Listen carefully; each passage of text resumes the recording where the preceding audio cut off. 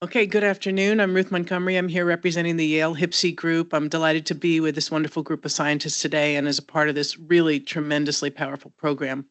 So David Hafler and I would like to just present the overview of our program, and then we'll have specific updates from two of my colleagues shortly.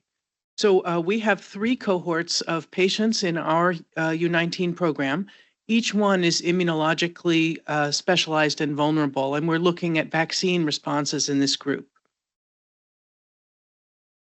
So in our Project 1, we're looking at patients with B-cell depletion, mostly for multiple sclerosis, but also some other autoimmune conditions. In our Project 2, we're looking at healthy older people compared to the young, as well as the specialized geriatric group of frail patients who live in skilled nursing facilities, and looking at vaccine responses in those groups. And in our Project 3, we're looking at sickle cell patients who are functionally asplenic from a young age based on a genetic mutation in the hemoglobin gene. And in that case, they have a hyperinflammation. In all 3 of these groups, they have poor responses to vaccines. And we're looking at them to examine in a shared way across our program from peripheral blood as well as skin responses, and we expect to do some spatial work in the lymph nodes.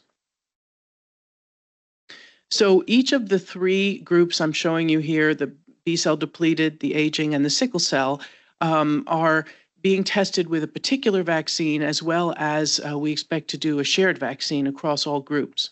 And the multi-omic profiling, as I mentioned, is similar to some of the things you've been hearing about earlier during the day.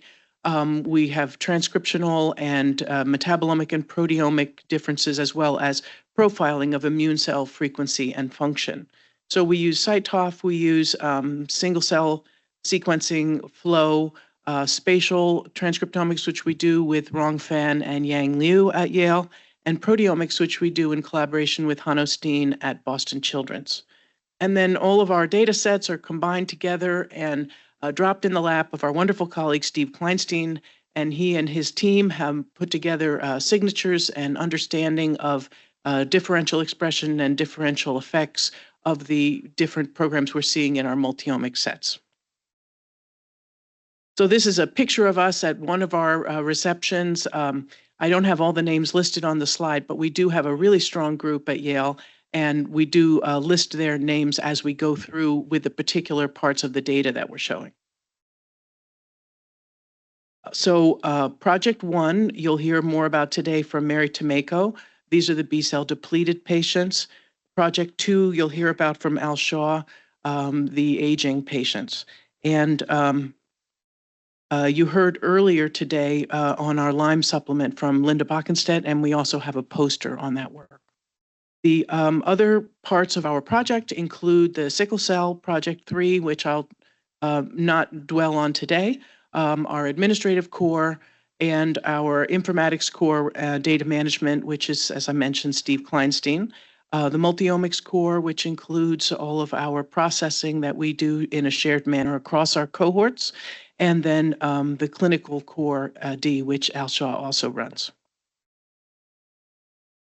Just for a hint of what we can expect to see in the sickle cell project at a future meeting, we enroll patients at a baseline time point and also during a vaso-occlusive crisis, and sometimes, depending on the health of the individual, multiple vaso-occlusive crises, which is difficult for the patient, but good for our recruitment.